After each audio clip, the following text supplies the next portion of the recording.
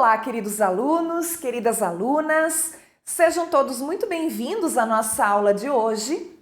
Eu sou a professora Marilane e hoje nós estudaremos a aula 25 de Língua Portuguesa para o 9º ano.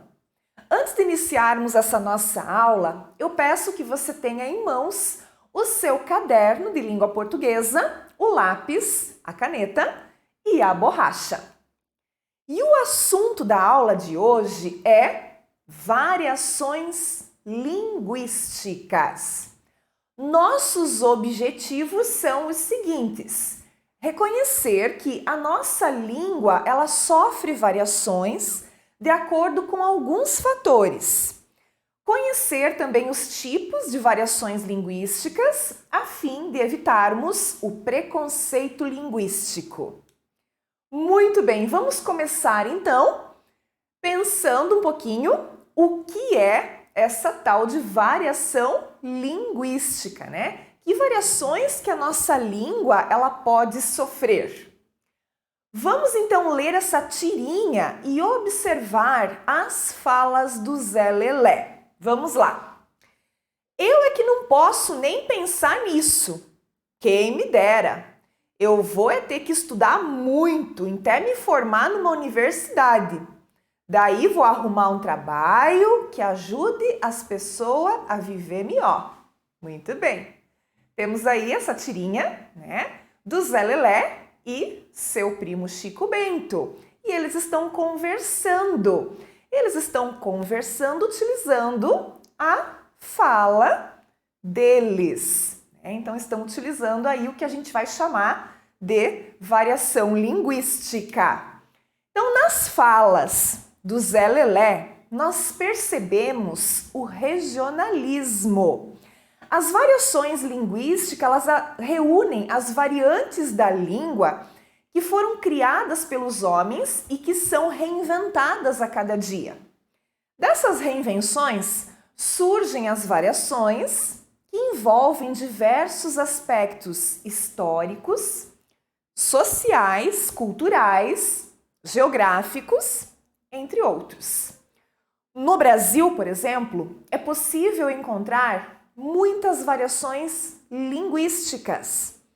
Por exemplo, na linguagem regional. E como é que surgem as tais das variações linguísticas, né? Essas variações, elas surgem devido a diversos fatores. Então, nós temos aí, por exemplo, grupos etários, né? Idades diferentes, né? Diferenças de idade, de região, de gênero, de status socioeconômico, também de grau de escolarização, de situação de comunicação. Então, nós temos que levar em conta estes fatores todos para que a gente possa, né, analisar e observar a presença dessas variações linguísticas e o porquê que elas acontecem, né? Então, vamos ver. Por exemplo, o status socioeconômico, né, de um indivíduo, ele determina o seu acesso à escolaridade, ou até mesmo às mídias digitais, aos bens culturais, o que vai representar diferenças no uso, né, da nossa língua. Não esqueçam que a variação linguística ela é uma característica inerente a todas as línguas. Ela não é um defeito, a gente não pode dizer que ela é errada ou que ela é um defeito da língua, ela não é um problema da língua, né? Ela é apenas uma propriedade natural, uma transformação natural da nossa língua e de tantas outras também, ok? Então, as variedades linguísticas, né? Nós vamos aprender agora quais são os fatores, né? Ou que tipos de variedades que a gente encontra nessa língua que nós falamos, que é a língua portuguesa. Então, tipos e exemplos de variações linguísticas. Começamos com esse item 1, que vai falar da variação geográfica ou também chamada de diatópica. Esse tipo de variação linguística está relacionado com o local em que é desenvolvida, tá? Tal como as variações entre o Brasil, o português do Brasil, né, e o português de Portugal, tá? Então, as variações de vocabulário também de uma região para outra, a gente chama de regionalismo. Então, essa diferença que existe no português falado no Brasil e no português falado em Portugal, a gente vai chamar de variação geográfica, né? Ou diatópica. Vamos observar essa tabela que a professora colocou aí para vocês, que mostra algumas diferenças nas palavras do português, comparando então o vocabulário utilizado no Brasil e o vocabulário utilizado em Portugal. Então, olha só, no Brasil, né, a gente chama de arquivo, aquele arquivo de computador, né, que a gente salva o arquivo. Em Portugal, chama-se ficheiro. No Brasil, nós temos a palavra banheiro. Em Portugal, banheiro chama-se casa de banho. No Brasil, aquele vegetal chamado brócolis, em Portugal, não tem o i, tem um o no lugar, né? Brócolos. No Brasil, nós tomamos café da manhã. E o café da manhã em Portugal é chamado de pequeno almoço. Muito bem, no Brasil, aquela peça feminina chamada calcinha. Em Portugal, são as cuecas femininas. No Brasil, carro conversível. E lá em Portugal, chama-se carro descapotável. No Brasil, falamos celular. E em Portugal, o celular chama-se telemóvel. No Brasil, cílio, né? Os nossos cílios. Lá em Portugal, os cílios são as pestanas. No Brasil, nós temos a palavra descarga. Em Portugal, nós temos a palavra autoclismo para descarga. No Brasil, temos esparadrapo. Em Portugal, o penso rápido. Brasil, estação de trem. Em Portugal, a estação de trem chama-se gare. No Brasil, nós temos a palavra favela. E em Portugal, é o bairro de Lata. No Brasil, a fila de pessoas é chamada de bicha em Portugal. No Brasil, fones de ouvido. E lá em Portugal, auscultadores.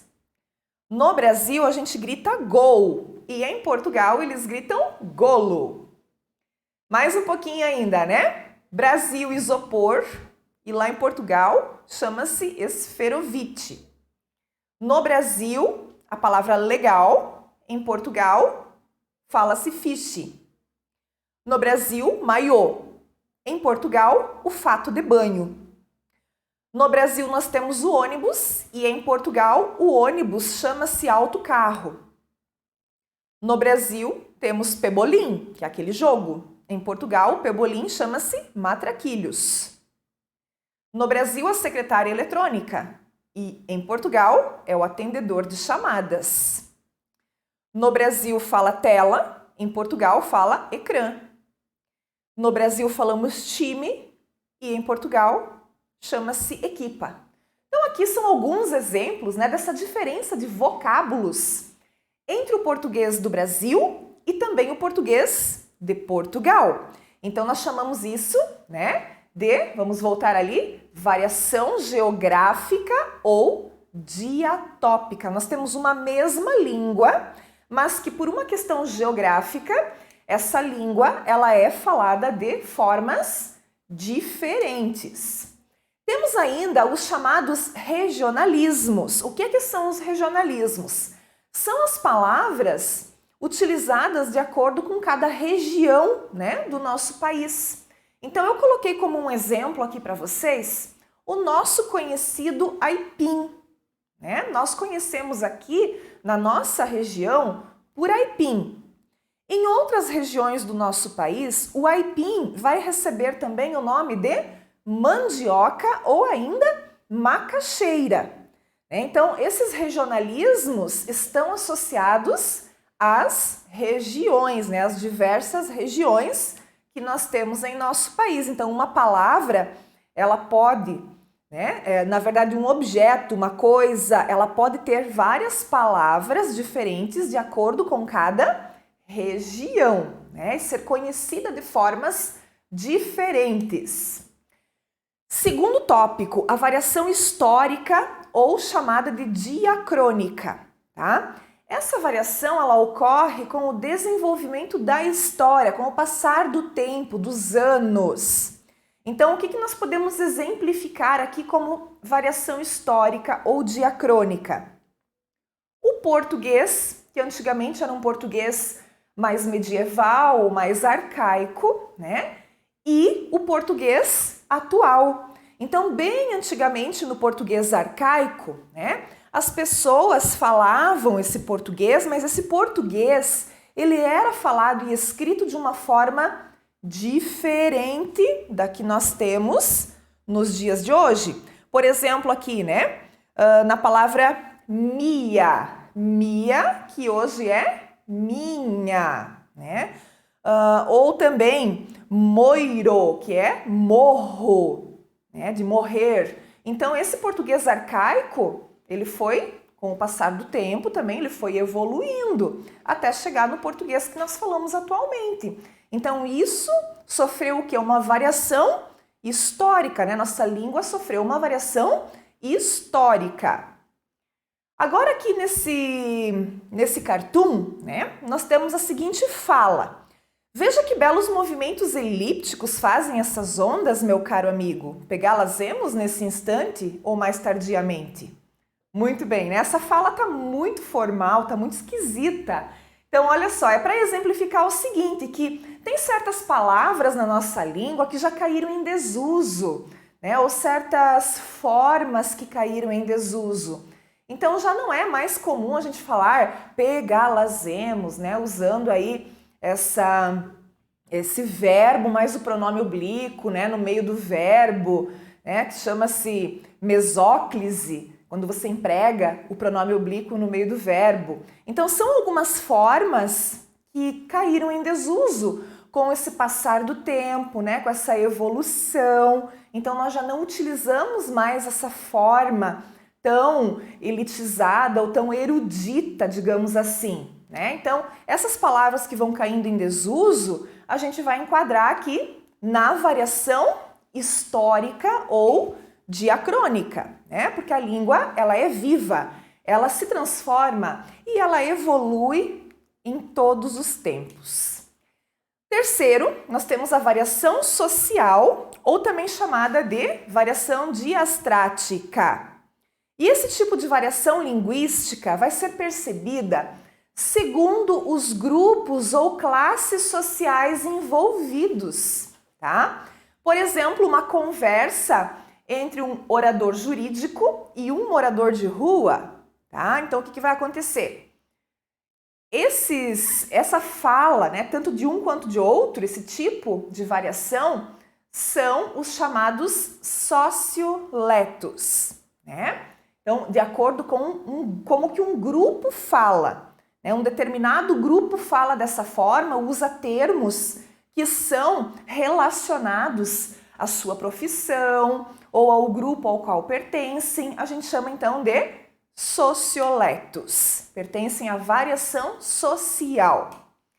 Muito bem, vamos ver então um exemplo, né, desses socioletos, que seria essa linguagem técnica, né, mais técnica, usada por um grupo de pessoas. Vamos pegar o exemplo dos médicos.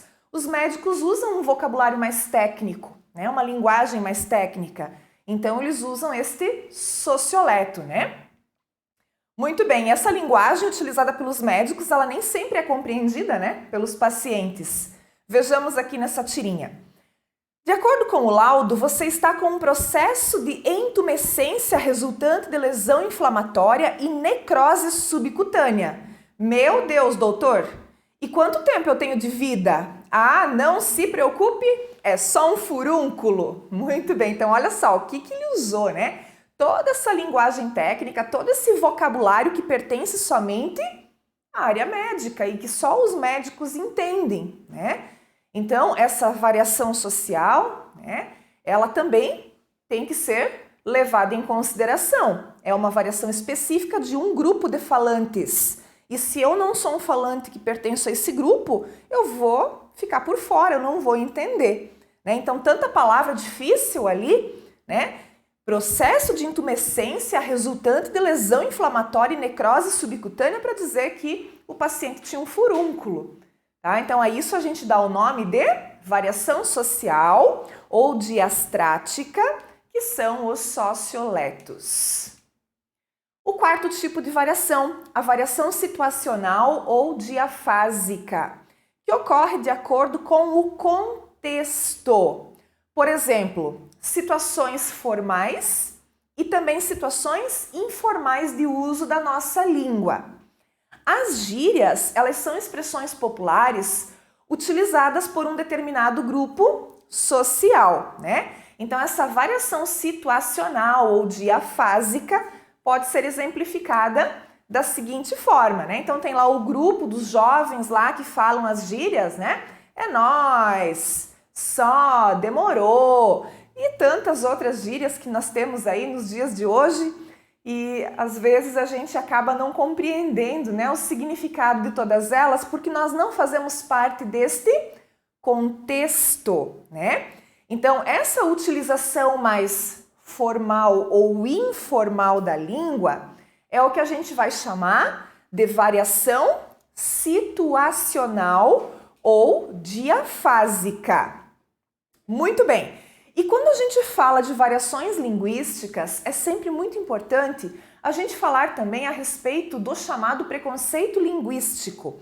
Porque nós estamos aqui para evitar, né, a disseminação desse preconceito linguístico, para que a gente entenda todas as variações, como e por que elas ocorrem, levar em conta, né, a situação, o contexto de cada falante, para que a gente não acabe pregando esse preconceito linguístico, né?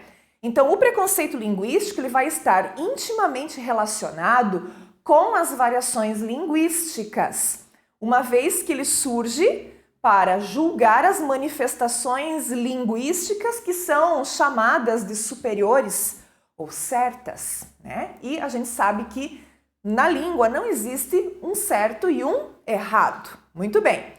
Então, para pensarmos, né, em preconceito linguístico, não precisamos ir muito longe, pois em nosso país, embora o nosso mesmo idioma, a nossa mesma língua portuguesa, ela seja falada em todas as regiões, cada uma das regiões possui as suas particularidades, né? As suas peculiaridades, que vão envolver diversos aspectos, tanto históricos quanto culturais, né? Dessa maneira, então, dessa forma, a maneira de falar do norte, ela é muito diferente da maneira de falar aqui do sul do país.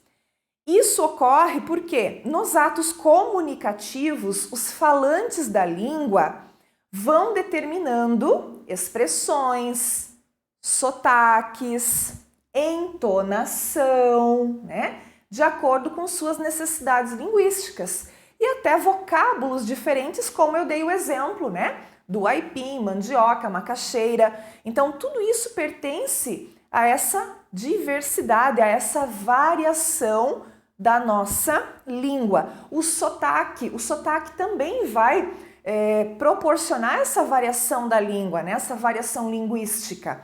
Então, o jeito de falar, a entonação, então tudo isso tem que ser levado em consideração. Muito bem, então, o preconceito linguístico ele surge muitas vezes, né, em tom de deboche, sendo a variação apontada de maneira pejorativa, errada, e a gente sabe que não existe essa questão de errado. Eu não posso julgar uma variação linguística como sendo errada, né? É muito importante a gente ter a clareza disso. E aí quem comete, né, esse tipo de preconceito, geralmente tem a ideia de que a sua maneira de falar é a correta ou superior à maneira de falar de outra pessoa, né? Então não leva muitas vezes em consideração a posição geográfica, a idade, a escolarização da pessoa, o próprio lugar onde ela vive, né, o contexto social dela. Então acaba julgando o modo de outra pessoa errado em detrimento do seu, que é o certo, né? Então nós devemos deixar bem claro aqui que todas as variações, elas são aceitas e nenhuma delas é superior ou considerada a mais correta. O que nós temos é uma norma padrão que a gente aprende na escola e que a gente deve empregar em situações formais de comunicação. Temos a linguagem informal, que é aquela usada no nosso dia a dia, no nosso cotidiano, com pessoas que a gente já está acostumado a conviver, família, amigos. E aí nós temos que ter o discernimento para saber empregar corretamente uma e outra, né, em seu devido contexto. Então, claro que numa conversa mais informal com meus amigos, com a minha família, eu não tenho necessidade de seguir a norma culta. Mas, numa outra situação, de repente eu vou precisar redigir um documento, né, um requerimento, fazer uma solicitação, enfim, vou ter que enviar um documento escrito para uma autoridade, aí eu vou ter que saber empregar corretamente a norma culta, né? Então, é importante a gente ter a clareza de tudo isso e saber empregar a nossa língua nos seus mais variados contextos. Muito bem, olha lá, viva a diversidade da nossa língua, né? Então, nós temos aí diversas expressões que pertencem a várias regiões do nosso país. Veja se você identifica alguma delas, né, com o seu falar ou com a sua região. Bah, uai, sou, tchê, oxente, oxi. Então, viva a nossa língua que é diversa, que é plural. Pessoal, eu peço que vocês então realizem os exercícios que a professora propôs para essa aula de variações linguísticas, onde você vai poder refletir um pouquinho mais a respeito das variações que a nossa língua portuguesa sofre, né? Então, obrigada pela atenção de todos e nos vemos nas próximas aulas. Até mais!